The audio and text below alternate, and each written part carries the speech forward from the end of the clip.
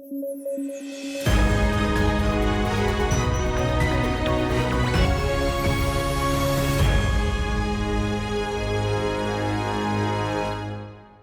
News at 9 programme में आपका स्वागत है। मैं हूं अमृत उपाध्याय। आइए जल्दी से देखें आज के हेडलाइन।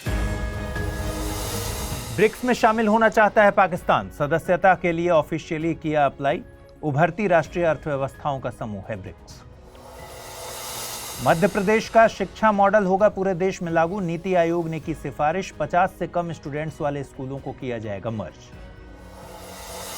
और सुप्रीम कोर्ट ने केंद्र को दिया नए परिसीमन आयोग के गठन का निर्देश। मामला लिंबू और तमांग समुदायों से रिलेटेड, संवैधानिक अधिकारों के हनन का था मामला।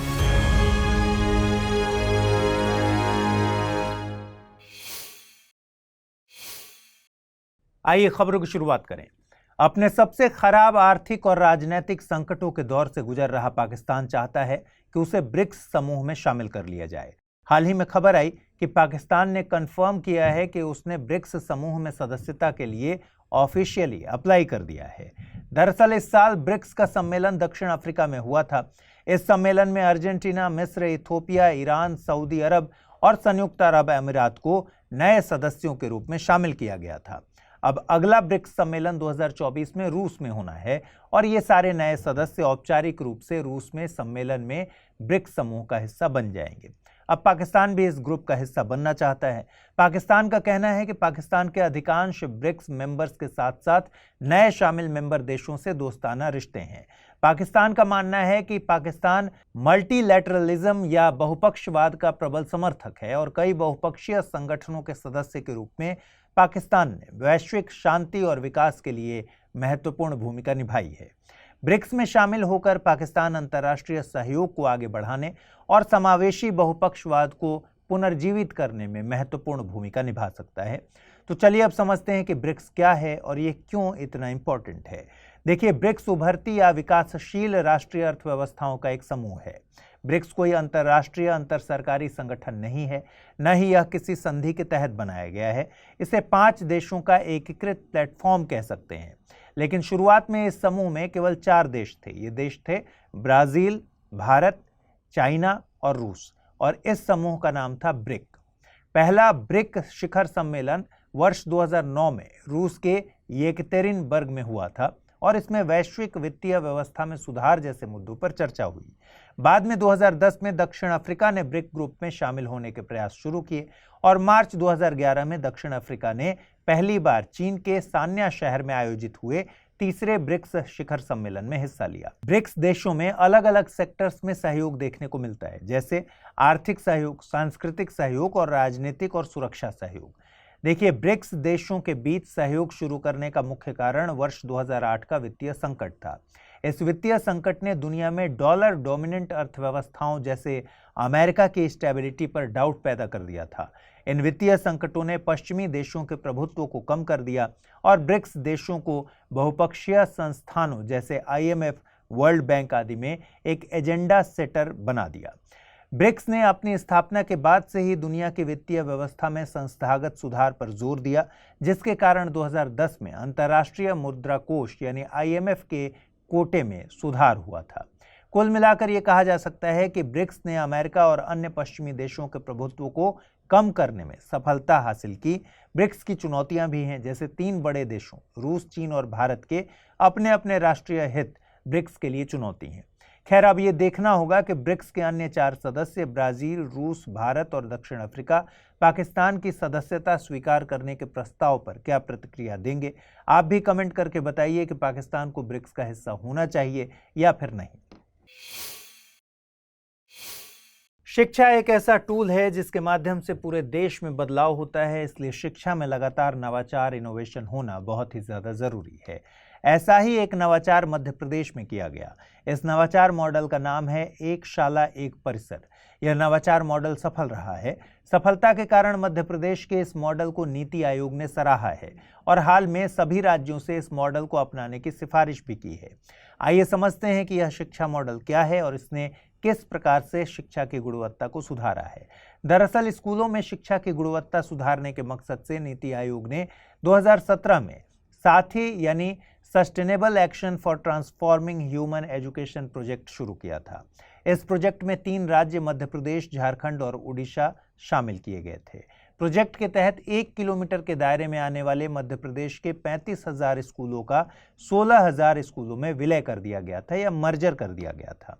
आगे बढ़ने से पहले ये समझिए कि शिक्षा के क्षेत्र में सबसे बड़ी समस्या संसाधनों की है, जैसे शिक्षक या प्रिंसिपल की कमी और इंफ्रास्ट्रक्चर की कमी। इसके बाद बच्चों के एडमिशन न लेने की भी समस्या है और ड्रॉप आउट यानी पूरी पढ़ाई कंप्लीट किए बिना स्कूल छोड़ना एक बड़ी समस्या है। अब आइए वापस खबर पर। स्कूलों के इस मर्जर से संसाधनों के नजरिए से काफी फायदा हुआ। जैसे 55% स्कूलों में प्रिंसिपल की कमी दूर हो गई। इससे पहले सिचुएशन ये थी कि मध्य प्रदेश के सिर्फ 20% स्कूलों में ही प्रिंसिपल होते थे। इस अनोखे प्रयोग का और भी फायदा हुआ, जैसे बच्चों के एडमिशन की संख्या बढ़ गई और ड्रॉप आउट कम हो गया। प्रशासन को भी इससे फायदा हुआ, प्रशासन पर लोड कम हुआ। एग्जाम्पल के लिए हर अधिकारी पर कम से कम 4 स्कूलों की निगरानी का भार कम हो गया। इस नवाचार के दूरगामी परिणाम भी काफी सुखद हैं। जैसे इस प्रयोग से 4 साल में मध्य प्रदेश की रैंकिंग 12 स्थानों पर आई है। अब मध्य प्रदेश सरकार ने 53,651 स्कूलों का 24,667 स्कूलों में विलय करने की योजना बनाई है। अब नीति आयोग चाहता है कि शिक्षा में ऐसे सुधार हर राज्य में होना चाहिए। नीति आयोग की सिफारिश की बात करें तो नीति आयोग कहता है कि देश में 10 लाख से अधिक शिक्षकों की कमी है। इसे दूर करने के लिए 50 से कम छात्रों वाले स्कूलों का विलय करना जरूरी है। कई राज्यों में शिक्षकों के 30 से 50% पद खाली हैं और ग्रामीण क्षेत्र में शिक्षकों की ज्यादा कमी है, इसलिए शिक्षक भर्ती को प्राथमिकता देनी होगी। सिफारिशों में आगे कहा गया है कि कम दूरी वाले स्कूलों को इंटीग्रेट करके बड़े स्कूल डेवलप करना चाहिए। इसके साथ ही स्कूल ले जाने की परिवहन सुविधा को भी बेहतर बनाना चाहिए और साथ ही जिला लेवल से लेकर ब्लॉक लेवल तक ऐसा सिस्टम होना चाहिए जहां शिक्षकों के साथ बड़े अफसर भी हर स्तर पर अकाउंटेबिलिटी महसूस करें। कमेंट करके बताइए कि शिक्षा के क्षेत्र में और क्या नवाचार किया जाना चाहिए।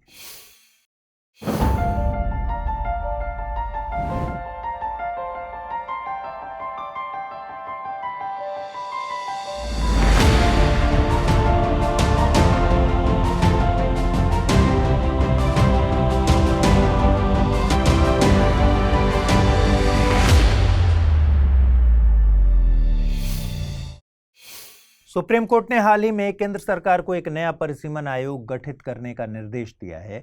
आइए जल्दी से समझते हैं पूरा मामला क्या है। दरअसल सुप्रीम कोर्ट एक एनजीओ द्वारा दायर की गई याचिका पर सुनवाई कर रही थी। इस याचिका में कहा गया था कि लिंबू और तमांग समुदायों को पश्चिम बंगाल और सिक्किम में आनुपातिक प्रतिनिधित्व से वंचित कर दिया गया है। इसका सीधा सा मतलब होता है कि जनसंख्या के हिसाब से इस समुदाय को विधायिका में सीट नहीं दी गई है। आपको बता दें कि दोनों समुदाय एसटी कैटेगरी से संबंधित हैं। याचिका में बताया गया कि सिक्किम और पश्चिम बंगाल में एसटी आबादी में वृद्धि हुई है। याचिका में दावा किया गया है कि सिक्किम में लिंबू और तमांग समुदायों की आबादी 2001 में 20.6% थी और 2011 में बढ़कर 33.8% हो गई। वहीं पश्चिम बंगाल के दार्जिलिंग क्षेत्र में एसटी आबादी 2001 में 12.69% से बढ़कर 2011 में 21.5% हो गई। लेकिन वृद्धि के अनुपात में इन समुदायों के लिए सीटें आरक्षित नहीं की गई। याचिका में कहा गया है कि 6 मार्च 2012 को पश्चिम बंगाल में जनजाति सलाहकार परिषद की स्थापना की गई थी। इस परिषद में दार्जिलिंग जिले के 3 पहाड़ी क्षेत्र उपमंडलों से कोई निर्वाचित एसटी सदस्य शामिल नहीं था। इसके अलावा 2016 में राज्य विधानसभा चुनाव में कोई आरक्षित एसटी सीट नहीं थी। वर्तमान में दार्जिलिंग पहाड़ियों में सीमांकित विधानसभा सीटों में निर्वाचित गैर एसटी सदस्य ही शामिल हैं। याचिका में कहा गया कि 2011 की जनगणना के मुताबिक संविधान के अनुच्छेद 170 और 332 का कोई कार्यान्वयन नहीं किया गया और ऐसा करना इस समुदाय के संवैधानिक अधिकारों का हनन है। एनजीओ की तरफ से दायर याचिका में केंद्र सरकार, चुनाव आयोग और दोनों राज्यों को एसटी के आनुपातिक प्रतिनिधित्व के लिए कदम उठाने के निर्देश देने की मांग की गई है। इसी मामले में सुप्रीम कोर्ट ने केंद्र सरकार को एक परिसीमन आयोग गठित करने का निर्देश दिया है। सुप्रीम कोर्ट ने कहा कि अदालत के पास न्यायिक समीक्षा की शक्ति तो है, लेकिन संसद को ऐसे मामले में कानून बनाने का निर्देश देने की शक्ति नहीं है। आपको बता दें कि अनुच्छेद 330 और 332 में क्रमशः लोकसभा और राज्यों की विधानसभा में एससी और एसटी के लिए सीटों के आरक्षण का प्रावधान है। कमेंट करके बताइए कि परिसीमन आयोग का जिक्र संविधान के किस अनुच्छेद में आता है। स्मृति मंधाना का डीप फेक वीडियो वायरल होने के बाद से यूजर्स को अपनी प्राइवेसी को लेकर काफी चिंताएं हो गई थीं। डीप फेक वीडियो या फेक न्यूज समाज के साथ साथ लोकतंत्र के लिए भी एक बड़ा खतरा है। ऐसे सिंथेटिक वीडियो राजनीतिक नैरेटिव पर नकारात्मक असर डालते हैं, इसलिए बेहद जरूरी है कि ऐसे फेक न्यूज या फेक वीडियोज पर सरकार कोई एक्शन ले। इसी से रिलेटेड हमारी ये खबर है। दरअसल हाल ही में खबर आई कि केंद्र सरकार ने डीप फेक वीडियो और फेक न्यूज फैलाने जैसे कामों को सख्ती से निपटने की तैयारी कर ली है। दरअसल केंद्रीय आईटी मंत्री अश्विनी वैष्णव ने प्रमुख सोशल मीडिया कंपनियों के टॉप ऑफिसर्स के साथ बैठक की। सरकार की तरफ से इन ऑफिसर्स को बताया गया है कि अगले 15 दिन में सरकार डीप फेक वीडियो और फेक न्यूज पर एक कड़ा कानून लाने वाली है। खास बात यह है कि सोशल मीडिया कंपनियों को नए कानून में सेफ हार्बर नहीं मिलेगा। इसका मतलब क्या हुआ? इसका मतलब है किसी भी प्रकार का बचाव का रास्ता इन कंपनियों को नहीं मिलेगा। सरकार चाहती है कि सभी स्टेक होल्डर से चर्चा करके इस सेक्टर के लिए नियम कानून बनाए जाए। इसके तहत पुराने नियमों में कुछ बदलाव किए जाएंगे, कुछ नए नियम जोड़े जाएंगे। संभव है कि डिजिटल इंडिया एक्ट में भी संशोधन हो। आइए समझते हैं नए कानून के तहत क्या क्या शामिल हो सकता है। नए कानून के प्रावधान के तहत सरकार सोशल मीडिया प्लेटफॉर्म्स में कंटेंट वेरिफिकेशन टूल्स का इस्तेमाल अनिवार्य करने वाली है। आपको बता दें कि कंटेंट वेरिफिकेशन टूल्स ऐसे प्रोग्राम होते हैं जो आसानी से डिटेक्ट कर लेते हैं कि कोई वीडियो डीप फेक है या छेड़छाड़ करके बनाया गया है। दूसरा प्रावधान यह है कि डीप फेक वीडियो पकड़े जाने के 36 घंटे के अंदर ही अगर सोशल मीडिया प्लेटफॉर्म से नहीं हटाया जाता तो आईटी एक्ट के तहत सोशल मीडिया प्लेटफॉर्म को मिली सुविधा खत्म हो जाएगी। तीसरा प्रावधान यह है कि फेक और डीप फेक वीडियो तैयार या एडिट करने वाले ऐप की अवेलेबिलिटी को भी रोका जाएगा, ताकि इस तरह के एप्लीकेशन गूगल या एप्पल प्ले स्टोर पर उपलब्ध ना हो। इसके साथ ही सोशल मीडिया कंपनियों के लिए भी 4 नियम बनाए जा रहे हैं। आइए चर्चा करते हैं कि ये नियम क्या हैं। पहला नियम है फेक और सिंथेटिक वीडियो की मौजूदगी की पहचान सोशल मीडिया कंपनियों को ही करनी होगी। दूसरा नियम है फेक कंटेंट की रोकथाम सोशल मीडिया कंपनियों को अपने ही स्तर पर करनी है। तीसरा नियम है फेक कंटेंट आने पर सोशल मीडिया कंपनियां ही रिपोर्ट करेंगी। और चौथा नियम है सोशल मीडिया कंपनियों को यूजर्स को फेक कंटेंट के बारे में जागरूक बनाना होगा, ताकि वो खुद भी ये जानकारी रख सकें कि जो वीडियो, फोटो या सूचना वो देख रहे हैं वो सही है या फेक है और इसको आगे फॉरवर्ड ना करें। आइए अब देखें जल्दी से आज के रैपिड न्यूज में क्या है खास। कंबोडिया के अंगकोर वाट को दुनिया के 8वें अजूबे में शामिल किया गया है। यह एक मंदिर है जिसने इटली के पोम्पेई को पीछे कर यह उपलब्धि हासिल की। अंगकोर वाट दुनिया के सबसे बड़े धार्मिक स्मारकों में से एक है। मंदिर का निर्माण 12वीं शताब्दी में राजा सूर्यवर्मन द्वितीय द्वारा किया गया था। यह मूल रूप से हिंदू देवता विष्णु को समर्पित था, लेकिन समय के साथ यह मंदिर बौद्ध स्थल में बदल गया। मंदिर यूनेस्को विश्व धरोहर स्थल के रूप में भी नामित है। हाल ही में फैरो द्वीप के प्रधानमंत्री एक्सेल विल्हेमसन ने अपने एक डेलीगेशन को भारत की यात्रा पर भेजा है। फैरो द्वीप 18 द्वीपों का एक समूह है जो उत्तर पूर्वी अटलांटिक क्षेत्र में स्थित है। यह डेनमार्क का एक स्वायत्त क्षेत्र है। यह एक डेमोक्रेटिक द्वीप है और यहाँ संसद को लॉजिंग कहा जाता है। अभी हाल ही में भारतीय प्रतिभूति और विनिमय बोर्ड द्वारा investor risk reduction access platform launch किया गया, जो कि सभी स्टॉक एक्सचेंजों द्वारा संयुक्त रूप से विकसित किया गया है। इसका उद्देश्य निवेशकों द्वारा सामना किए जाने वाले जोखिमों को कम करना है। साथ ही यह प्लेटफॉर्म इन्वेस्टर और ट्रेडर को टेक्निकल ग्लिच की वजह से होने वाले नुकसान से भी बचाएगा। भारत के प्रधानमंत्री ने G20 के एक वर्चुअल शिखर सम्मेलन में 2 महत्वपूर्ण पहलों को शुरू करने की घोषणा की।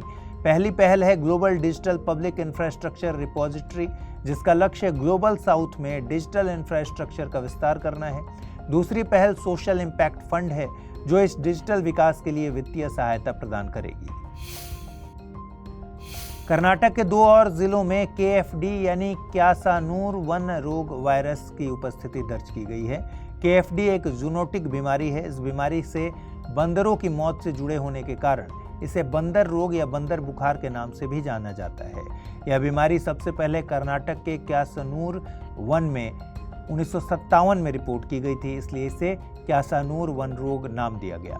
यह वायरस पश्चिमी घाट के कई क्षेत्रों में फैला है, जिसमें महाराष्ट्र, केरल, तमिलनाडु और गोवा शामिल हैं। केंद्रीय बंदरगाह, जहाज रानी और जलमार्ग मंत्री ने गैलाथिया खाड़ी का दौरा किया। दरअसल यह दौरा गैलाथिया खाड़ी में प्रस्तावित अंतर्राष्ट्रीय कंटेनर ट्रांसशिपमेंट पोर्ट की समीक्षा करने के लिए किया गया था। गैलाथिया खाड़ी अंडमान और निकोबार द्वीप समूह में ग्रेट निकोबार द्वीप पर स्थित है। गैलाथिया खाड़ी को देश के महत्वपूर्ण तटीय और समुद्री जैव विविधता क्षेत्रों और समुद्री कछुए आवास के रूप में सूचीबद्ध किया गया है। इसके साथ ही गैलाथिया नाम का राष्ट्रीय उद्यान भी है।